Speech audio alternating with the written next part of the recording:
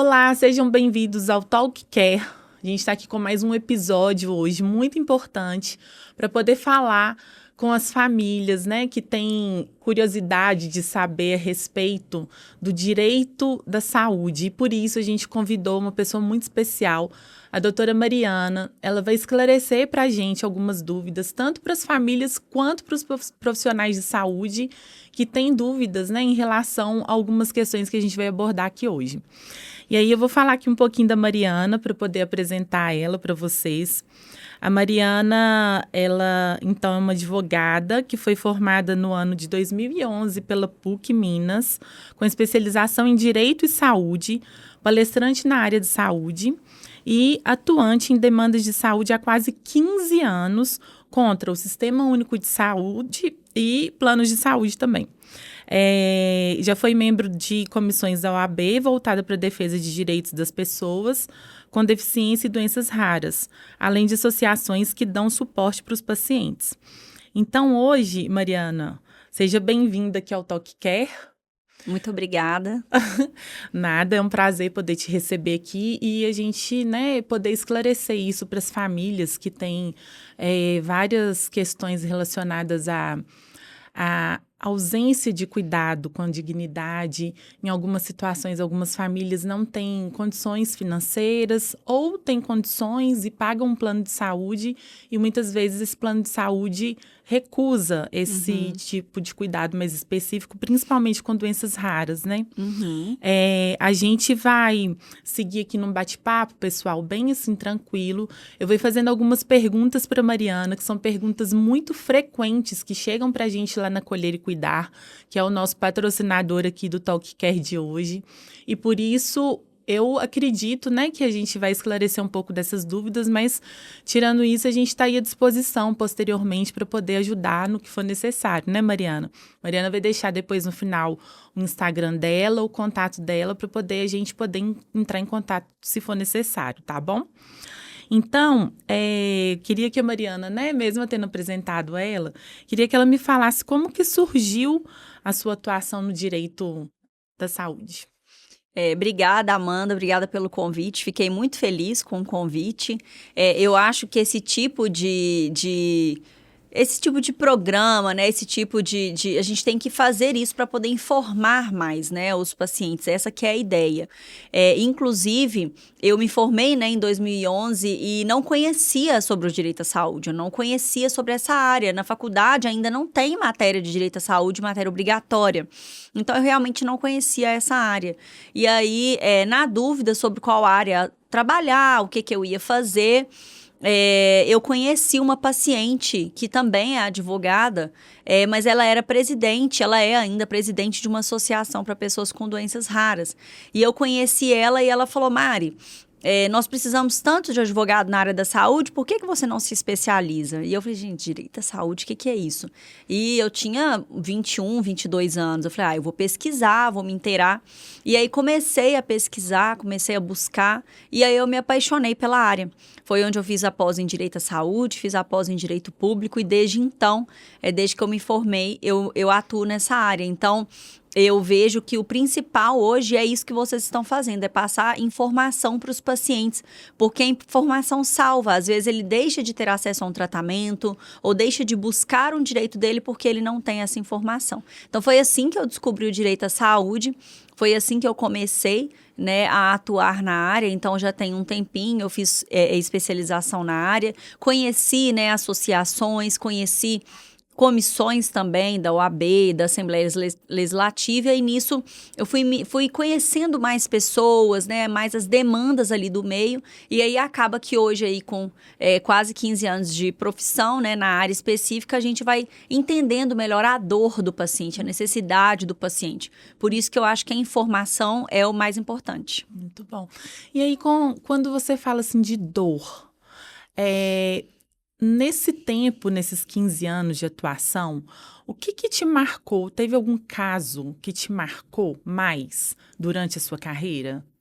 Nossa, tem muitos casos que marcam, assim, os que me marcam mais são os que envolvem crianças, né? Eu acho que os que envolvem criança, principalmente casos oncológicos, são os casos que mais marcam.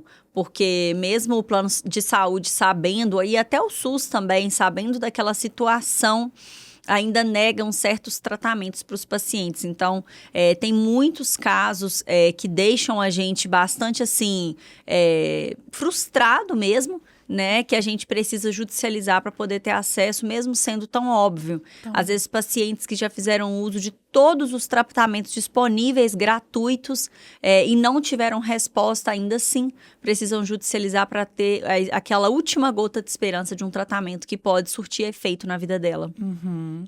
Entendo. Às vezes é bem ali no finalzinho mesmo, né?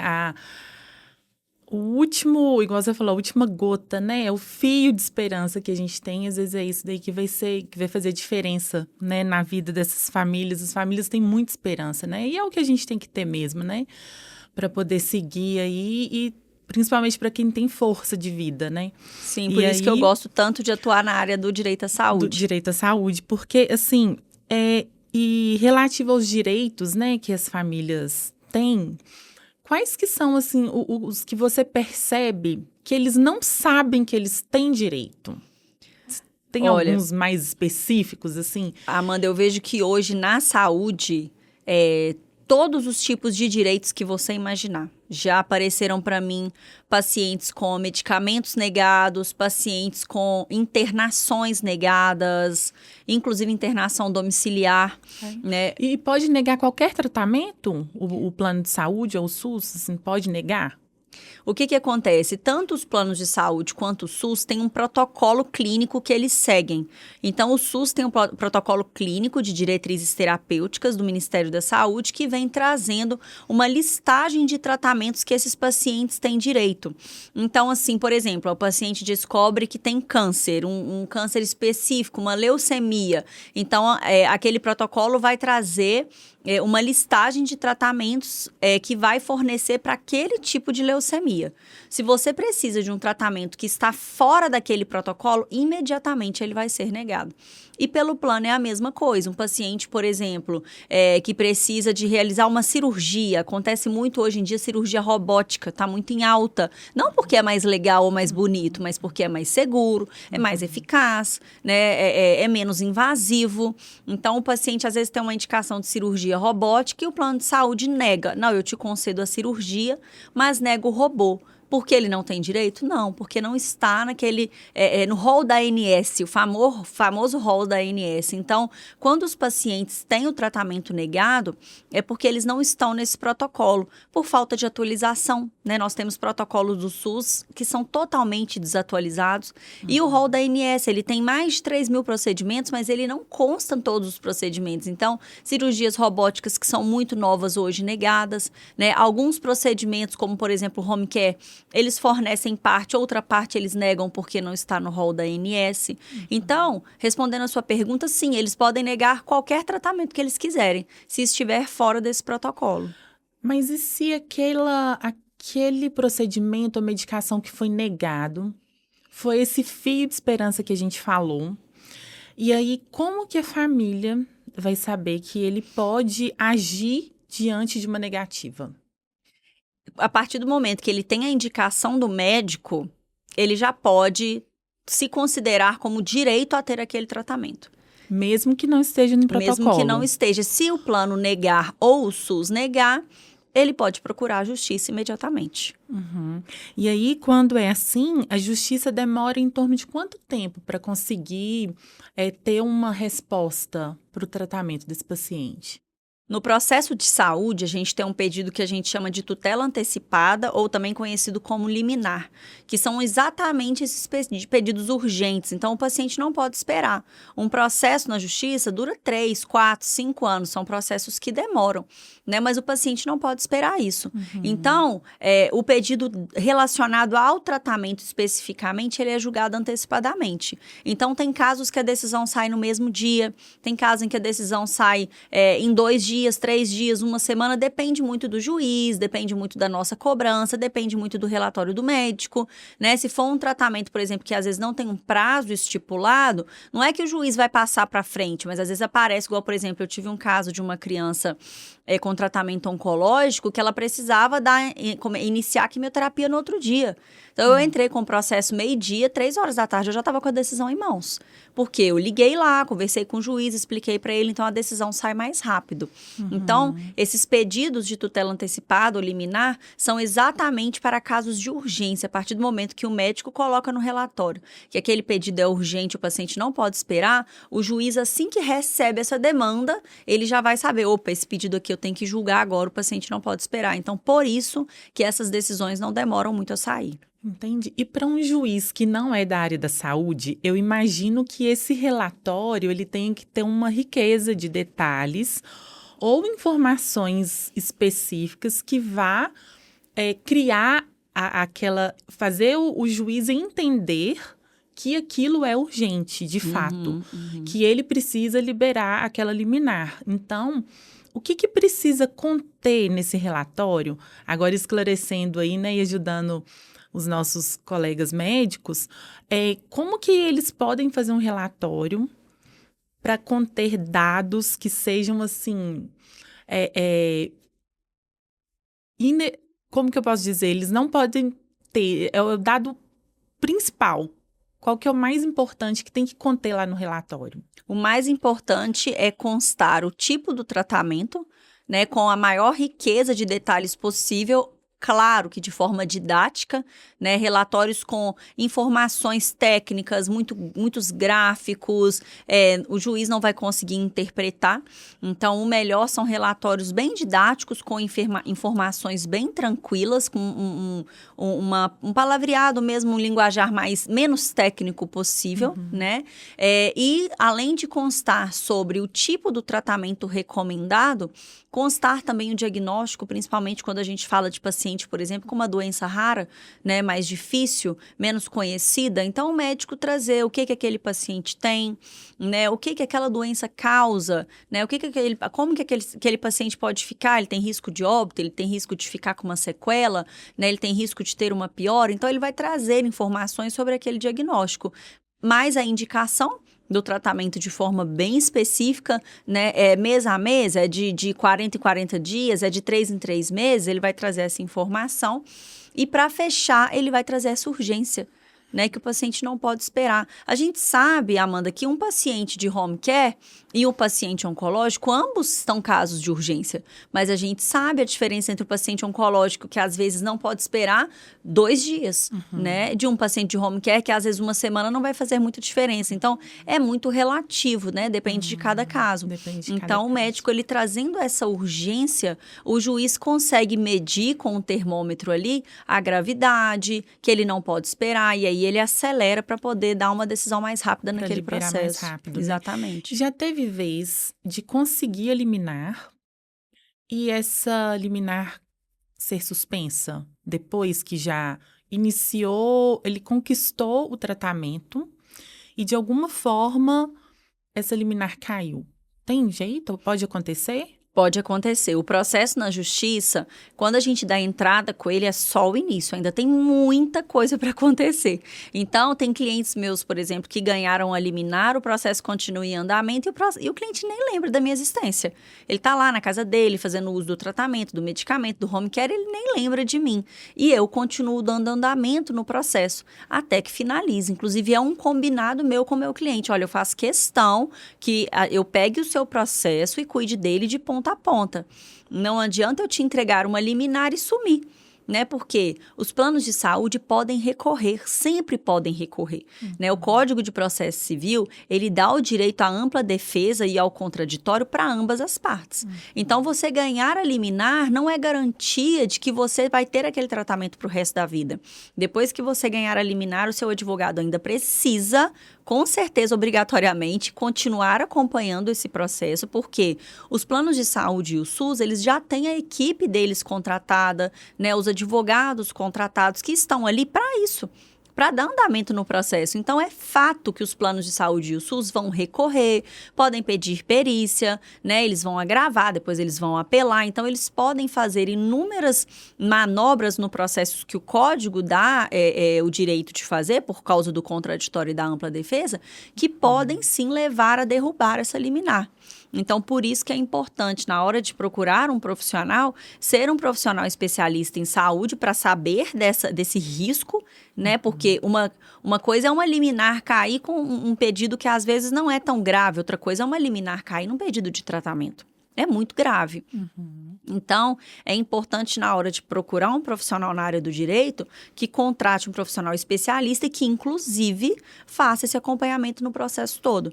Porque o plano vai recorrer e o seu advogado deve te defender para que a liminar não seja quebrada e você não fique sem o seu tratamento. Sim. Mariana, caiu a liminar, ainda tem chance de reverter? Com certeza. Já tive casos de cair a liminar e depois eu consegui voltar ela de novo.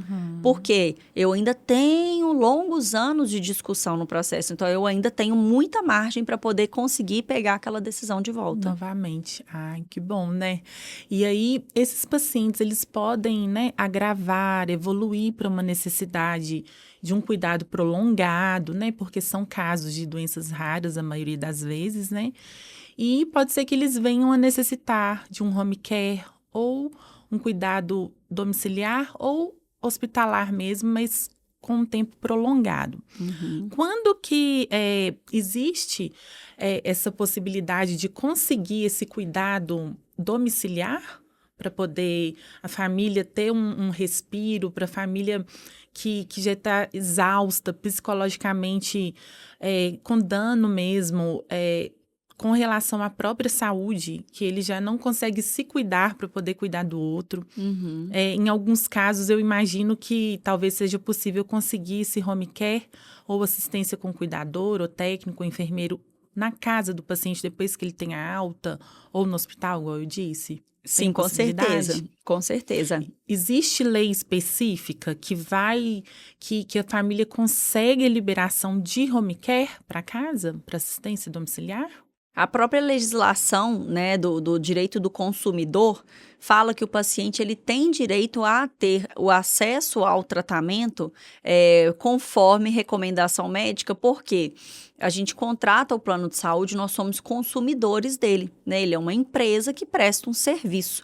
Então, a partir do momento que você tem a indicação médica, o plano de saúde não pode te negar por questões técnicas ou burocráticas. E nós temos também, claro, legislações que garantem o direito à saúde do paciente na própria Constituição Federal, que a saúde é direito de todos. Então, se a gente tem essa legislação pátria que já traz essa regulamentação, não só para o SUS, mas até mesmo pelos planos de saúde, eles não podem simplesmente negarem por questões burocráticas ou protocolos, alegando que o paciente não tem direito por conta dessa documentação, sendo que nós temos uma legislação superior que traz esse direito. E, além disso, nós temos hoje em dia diversas jurisprudências que são julgados, né, que nós temos já no judiciário de outros casos, que trazem também, que resguardam e reforçam esse direito do paciente. Ai, que bom. Muitas famílias, né, às vezes igual eu falei logo lá no início, por dificuldade financeira, às vezes não continuam com assistência domiciliar, deixa de nos contratar, né? Deixa de contratar, acolher e cuidar, por causa que é um serviço específico, é um serviço especializado. São profissionais treinados, capacitados para cuidar em casa. E aí, ele tem um custo, né? E muitas vezes as famílias passam a ser os cuidadores, porque a questão financeira ficou difícil ali, começou a afetar. E muitos deles não sabem que eles têm o direito, né? Que eles podem recorrer para poder tentar esse direito. Tanto pelo SUS quanto pelo plano de saúde, isso é possível? É possível sim, e de fato é um serviço que ele é um serviço amplo, ele é um serviço integral, né? Porque o home care ele vai desde uma prestação médica até uma prestação de insumos. Então o paciente ele precisa de acompanhamento médico, nutricionista, enfermeiro 24 horas, uma fralda, uma cadeira de rodas, uma cadeira de banho. E igual você falou, não pode ser qualquer serviço, né? Não pode ser qualquer profissional. Então por isso que é um serviço tão custoso. E a pessoa que tem o plano de saúde, ela pode recorrer ao plano. A pessoa que não tem o plano, ela pode sim recorrer ao SUS no mesmo formato.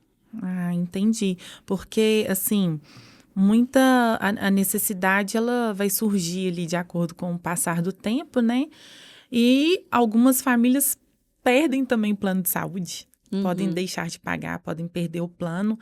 E quando a família deixa de pagar o plano, esse paciente continua com o direito dele ao cuidado, claro, porque o SUS pode continuar esse tratamento. Já teve algum caso que o SUS não conseguia fornecer medicação e aí teve que recorrer a outras instâncias, ou o Estado, né, a União, ela tem que prover isso para o paciente, independente se ele tem ou não tem, ele tem que se virar para poder conseguir isso? Isso é tanto nos planos de saúde quanto no SUS, a partir do momento que o juiz dá uma decisão, o réu tem que se virar para cumprir. Ah, entendi. Tanto o plano quanto o SUS. Entendi. Porque a gente vê medicações que falam assim, olha, essa medicação só vende no exterior, não tem no Brasil. Independente disso, tem que ser cumprido. Se o juiz determinar, sim. É claro que contra o SUS a gente tem uma certa dificuldade em conseguir o cumprimento mais rápido. Então, por exemplo, às vezes o juiz determina um prazo de 15 dias úteis para o SUS comprar aquela medicação e fornecer. Pode ser que o SUS não vai conseguir fornecer naquele prazo, porque eles fazem licitação, eles têm toda uma questão burocrática que eles precisam ter acesso ao dinheiro para poder comprar e então fornecer. Aí tem o fornecedor, tem o entregador, tem o transportador. Então, é tudo uma burocracia. Então, alguns tratamentos pelo SUS, o cumprimento ele é um pouco mais difícil, porque eles têm muita burocracia e também porque o SUS é muita gente, né? São muitos pacientes. Então, tudo que vai ser cumprido no SUS é um pouco lento. Até na justiça? Sim, até na justiça. Então, tem vezes que o juiz até determina um prazo maior quando é o SUS, porque ele sabe dessa dificuldade, que às vezes não é feito propositalmente, mas é uma questão mesmo de logística deles. Tá certo. Agora, o plano, o processo em si é basicamente o mesmo. Aí, na hora do cumprimento, o plano já tem certa facilidade, né? Eles já conseguem cumprir mais rápido. Se é uma medicação do exterior que é mais difícil, eles informam no processo. Excelência, a gente está tendo uma certa dificuldade na compra. E aí, às vezes, o juiz aumenta um pouquinho o prazo, mas o juiz, ele sempre aperta o prazo para que o réu cumpra. E a regra é essa. O juiz determinou, o réu tem que se virar, ele tem que cumprir. Não tem dessa de, mas eu sou o Estado. Não tem disso. Eles têm que cumprir se tem a determinação judicial. Entendi. E já teve vez do plano de saúde, depois que o paciente conseguiu o tratamento, ou está ali durante o tratamento, não é que a liminar vai cair, mas o plano de saúde cancelar o contrato, o plano do paciente, existe? Tem jeito? Pode acontecer? Nunca aconteceu com clientes meus, graças a Deus. Mas já aconteceu com pessoas me procurarem e terem o contrato cancelado durante um tratamento. Já aconteceu. E aí sim a gente judicializa, porque nós temos jurisprudências e legislações que falam que se o paciente está no uso efetivo do plano de saúde, porque descobriu um tratamento, uma doença, um diagnóstico, o contrato não pode ser cancelado.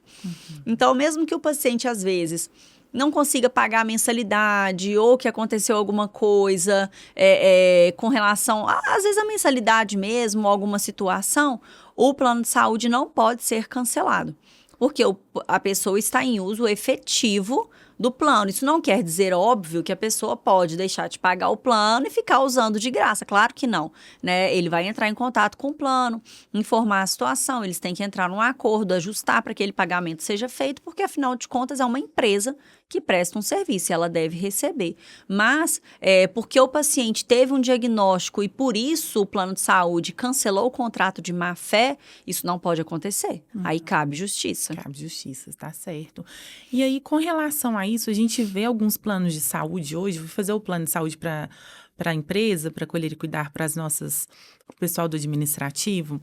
E aí eu vi que alguns seguros, né, não oferecem o plano para acima de 65 anos, acima da idade X ou Y.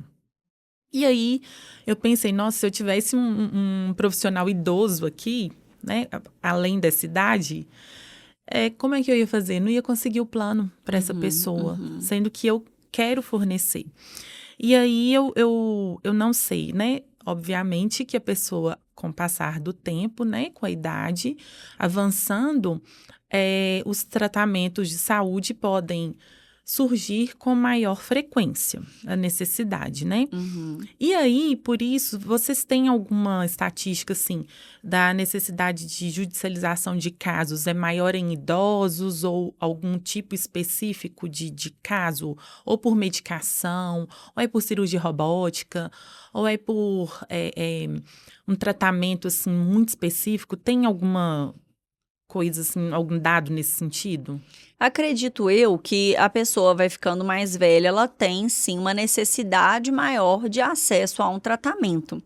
Agora, se a gente for pensar até dentro da sua empresa, do meu escritório, não quer dizer que só pessoas idosas judicializam. No meu escritório, por exemplo, eu tenho crianças, eu tenho pessoas de jovens, né, de idade mais jovem, que judicializaram também. Então, levando em conta, por exemplo, a minha demanda, eu não tenho mais clientes idosos. Né? Eu tenho clientes com doenças graves, doenças crônicas, câncer, que pode surgir em qualquer idade. Né? Então, assim, de fato, o plano de saúde vai cobrar mais caro de uma pessoa com a idade mais avançada porque ela vai usar mais, mas não necessariamente por uma judicialização, porque muitos tratamentos vão ser fornecidos pelo plano de saúde por si só.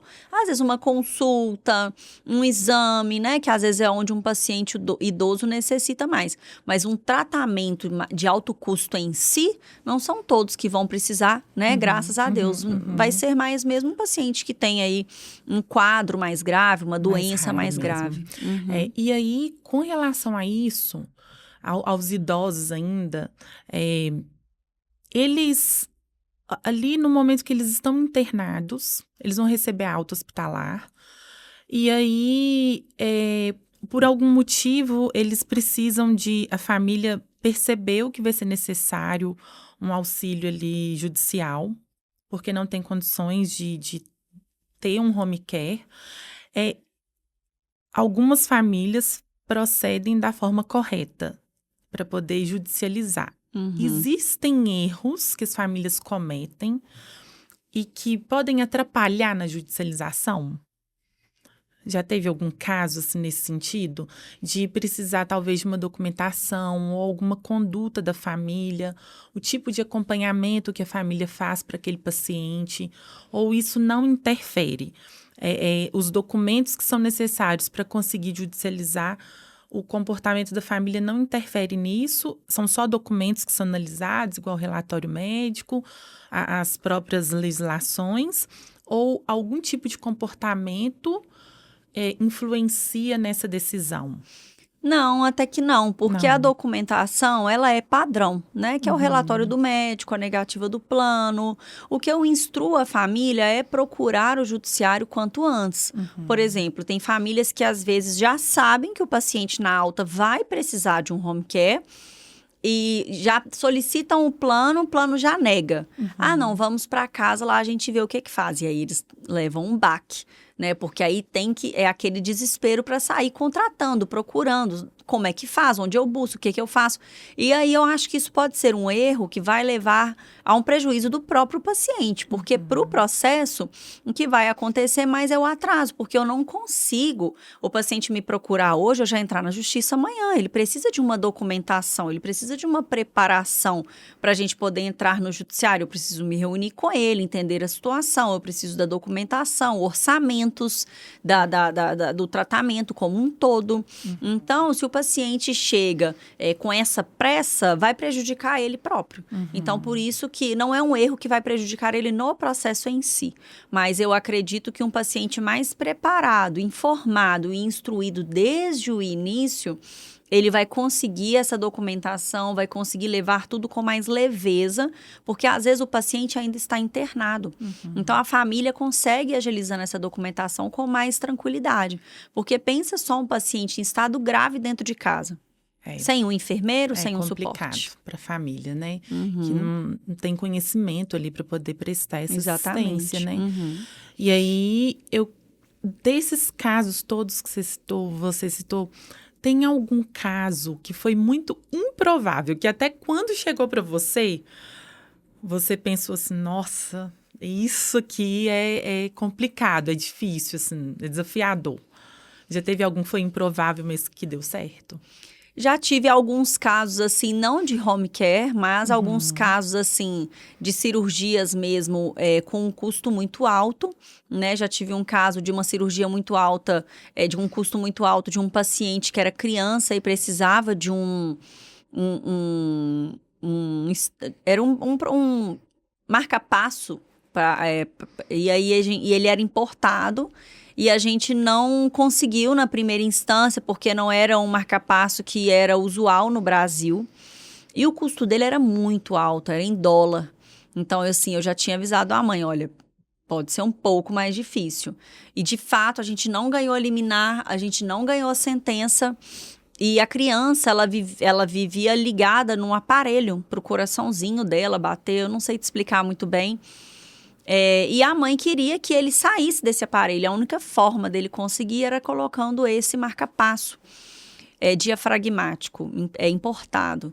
E aí, na hora que a gente achou que não fosse conseguir, a gente teve uma decisão do STJ favorável. Então, foi assim, foi na última instância. Não. Mas são casos assim, Amanda, bem peculiares, às vezes não aprovado pela Anvisa, importados com custo muito alto, que tem uma dificuldade um pouco maior do judiciário aceitar.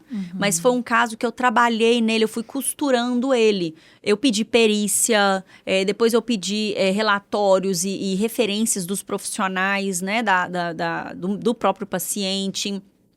E a liminar foi negada, a sentença foi negada, mas como eu costurei ele direitinho, na hora que chegou no STJ, o STJ falou assim, opa... de fato, essa criança, e ela tinha um custo alto para o plano, porque ela era ligada a um aparelho, ela vivia com aquele, então ela tinha um custo alto, e por conta disso ela tinha diversas intercorrências e internações todo ano. Então era muito custoso, mas o plano negava só porque aquele marca-passo não estava no protocolo. Nossa. Mas a gente ganhou e a criança vai realizar a cirurgia. Esse foi um caso que me marcou. Mas são casos assim, igual eu te expliquei, diferente de um caso de home care, porque é um caso muito específico. Os casos de home care são todos fáceis? Claro que não. Mas como são procedimentos, tratamentos mais aqui, vamos dizer assim, não tem nada importado, internacional, então são mais fáceis de conseguir. A maioria das vezes consegue, então, liberação, né? Sim. Ai, que bom. E o que você podia deixar de conselho para os profissionais de saúde que fazem esses relatórios que são tão importantes para poder constar nesse processo? O conselho para os profissionais de saúde é tentar fazer esse relatório o mais didático possível, completo, né, com todas essas informações de diagnóstico, de necessidade, de urgência, de prognóstico. Muitas vezes, se for tratamentos, por exemplo, que constem no rol da ANS ou que constem no protocolo do SUS, mas tratamentos que o paciente já fez uso e não obteve um retorno, explicar o porquê, o motivo, né, para o juiz entender que a gente não está requerendo um tratamento diferente do protocolo por capricho da família, mas por realmente necessidade do paciente. Então, relatórios bem completos nesse sentido, que tragam o histórico do paciente e que demonstrem para o juiz essa necessidade, essa urgência, de forma bem didática, óbvio que trazendo referências, trazendo questões técnicas médicas que tem que ter, mas com uma linguagem bem fácil, de acesso fácil. Uma linguagem simplificada mesmo, né, de fácil entendimento, tá certo? E aí, Mariana, eu queria que você deixasse pra gente uma mensagem, né? Eu vi que ali no início da sua carreira você foi tocada pelo direito da saúde. Eu sou da área de saúde, sou suspeita para falar, né? Que eu amo a área, que eu acredito, né? Que todas as pessoas têm direito a uma saúde com dignidade, a um cuidado com qualidade. com pessoas aptas e treinadas para poder executar esses cuidados domiciliares no hospital, independente de onde seja. O que você poderia deixar, né, de mensagem para essas famílias que buscam dignidade para os seus entes queridos?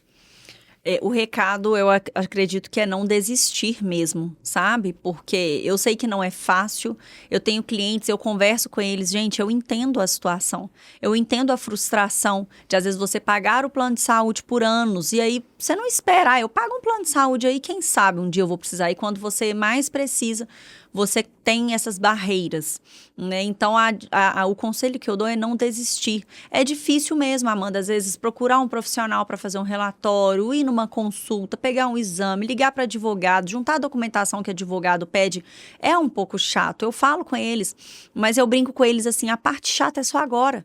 Depois você pode descansar, que a parte chata é eu que vou fazer.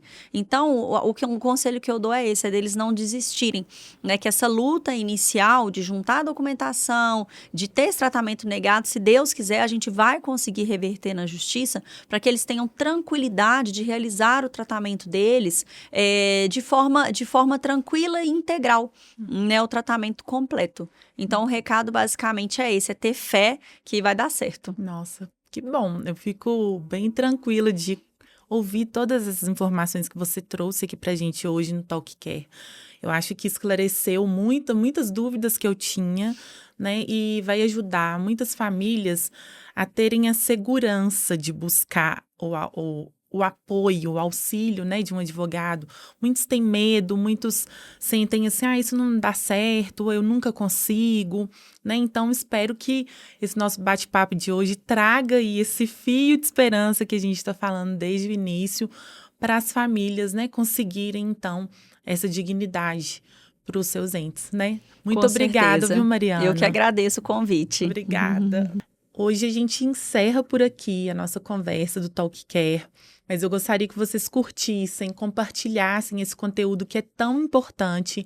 Agora a doutora Mariana vai deixar o contato dela, o Instagram e o telefone dela, a forma que tem, né, para a gente poder conseguir ter um profissional aí também qualificado para poder ajudar os nossos pacientes, tá bom?